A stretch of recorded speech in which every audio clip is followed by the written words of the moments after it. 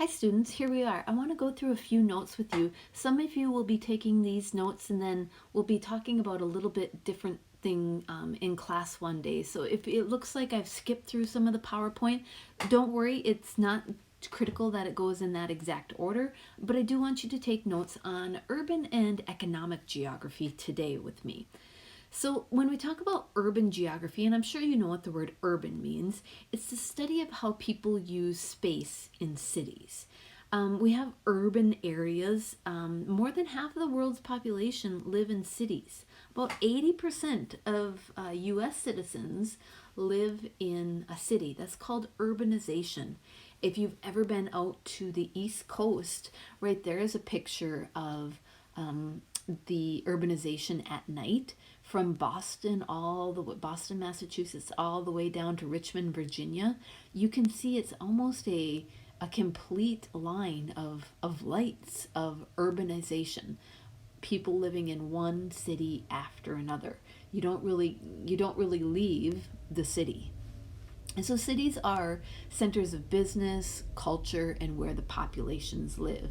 If you start traveling away from, say, Philadelphia, it's going to probably take, maybe 50 to 100 miles before you get out of what you would consider a city or an urban area. Urban areas tend to develop around a main city and then it spreads to suburbs. So that's why you can go from just one city to the next because you're probably going through that city's suburbs. Let's take Minneapolis for example.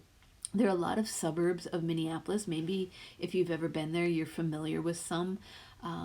Eden Prairie and let's see, I can't even think of a lot now.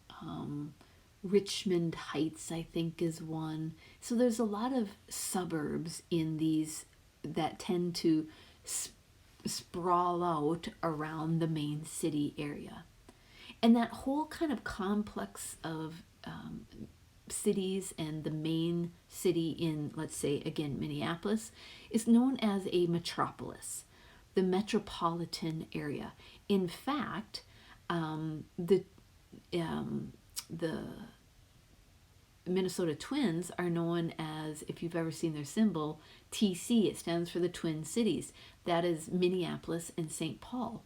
Well, Minneapolis is probably a much bigger city, but St. Paul is the capital. And so we see that this metropolitan area is really quite big and spread out. So a metropolis includes cities, suburbs, exurbs that link together economically, and I would say through transportation geographically. So, speaking of geographic characteristics, they're the city locations. Now, when we're in class together, we'll talk about the importance of location. But oftentimes, cities are centered around rivers, lakes, or near oceans. It makes sense if you look back at the lights of the East Coast. That's the whole coastline of the United States.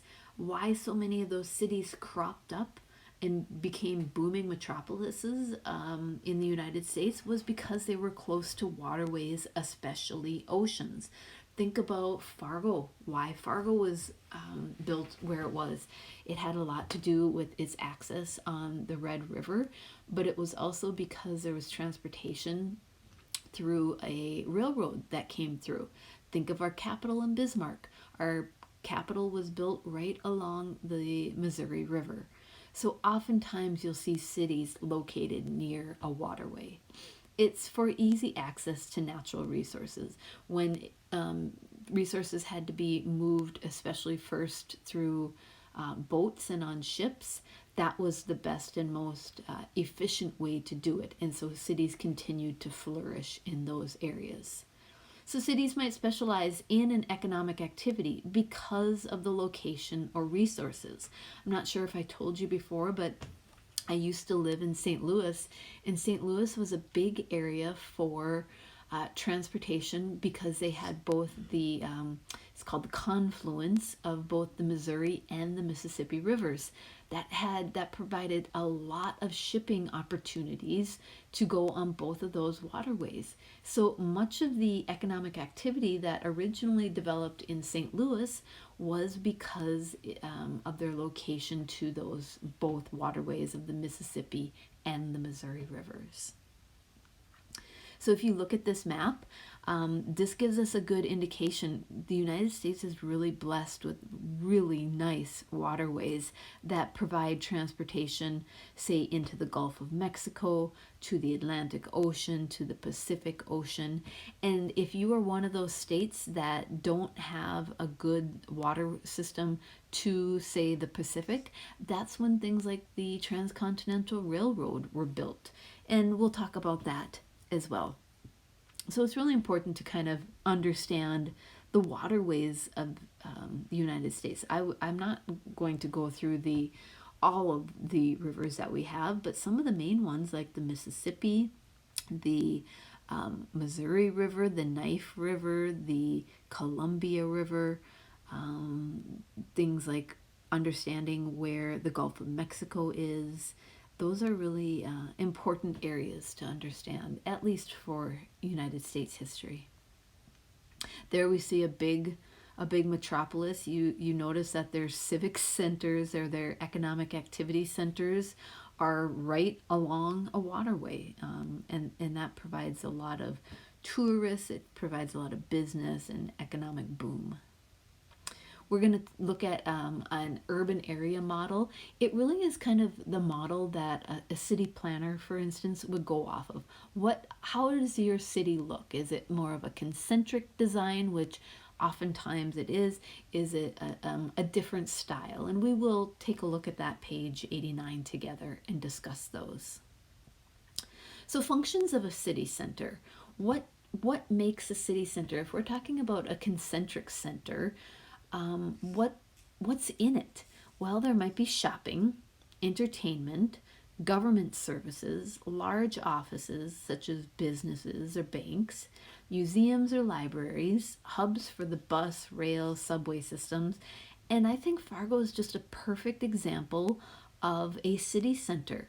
So most of Fargo's activities, while we might think of Fargo, say in South Fargo where Shanley is, as having a lot of, say, shopping or restaurants or things like that, really the economic center of Fargo is probably up in the downtown area. If you know where that Fargo sign is, that's where the famous Fargo Theater is. The Fargo Forum is there, our state newspaper and city newspaper.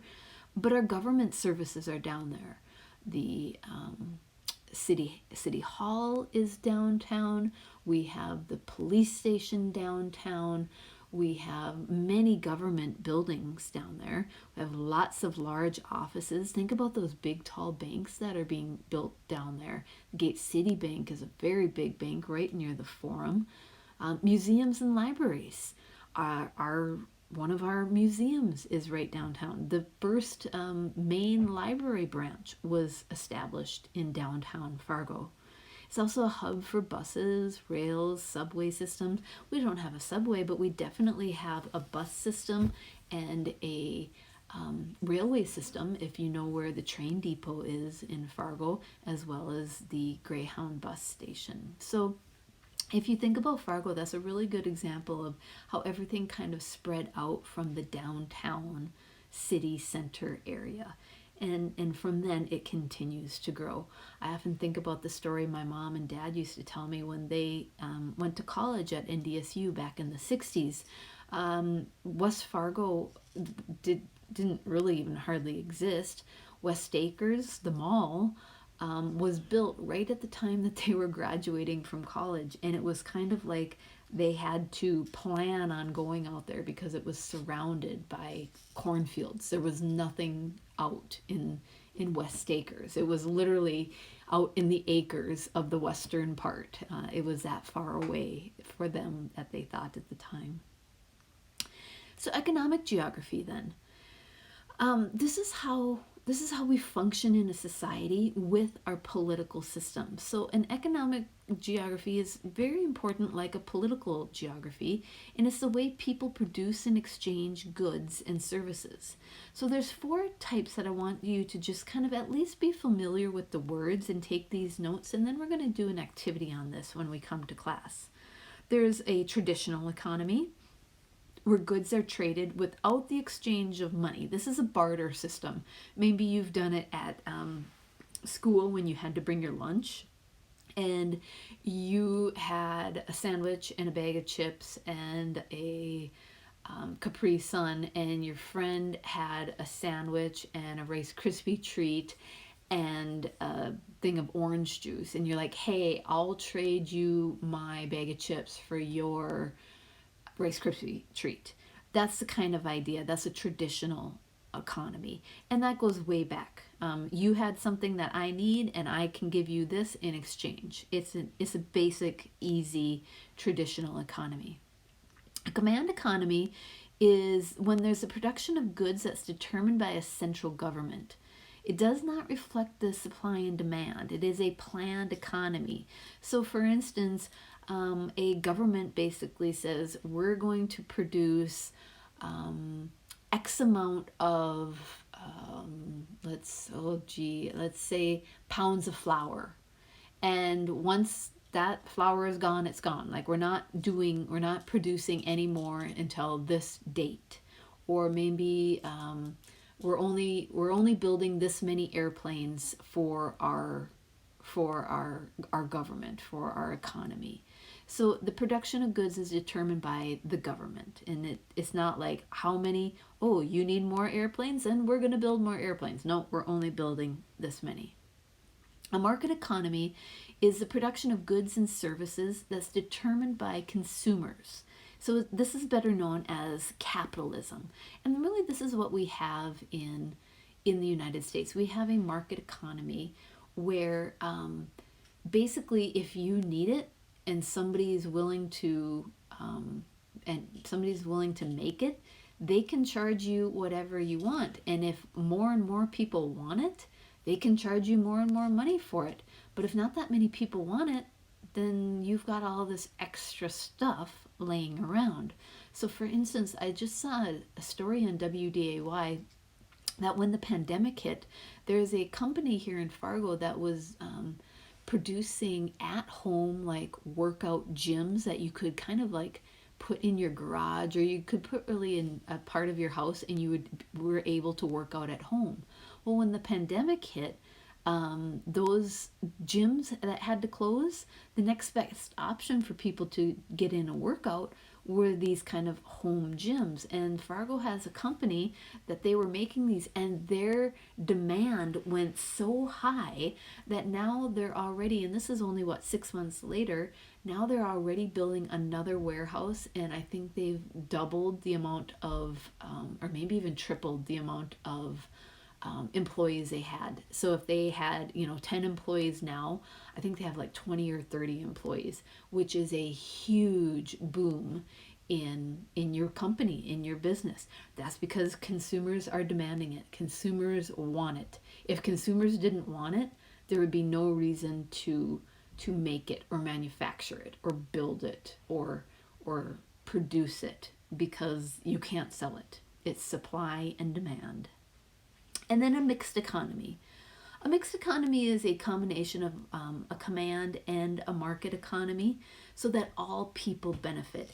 Now, I'm not going to say that the United States does this, but there are certain things that sometimes happen in a mixed economy that the government has to say, we can only do this to an extent. So for all intents and purposes, the United States has a market economy. And we'll talk more when we come to class about a mixed economy. So I want to talk about these economic activities. This is how businesses operate. They have to operate on some level. It doesn't matter if you are a two-person business and you are selling life insurance, or you are a big say, healthcare company where you employ thousands of doctors and nurses, or you are a, middle of the road kind of person and you own a subway chain. It really doesn't matter the size. It describes how the materials are processed and goods are delivered. So some of the economic activities might be primary activities. These are those who are gathering raw materials, like cutting timber, or you see in this picture, catching fish. Now, all their job is to catch the fish. Like once these fishermen are done and they come to shore, they don't probably do anything with the fish. Secondary activities are when you're adding value by changing the form. So, for instance, car manufacturing.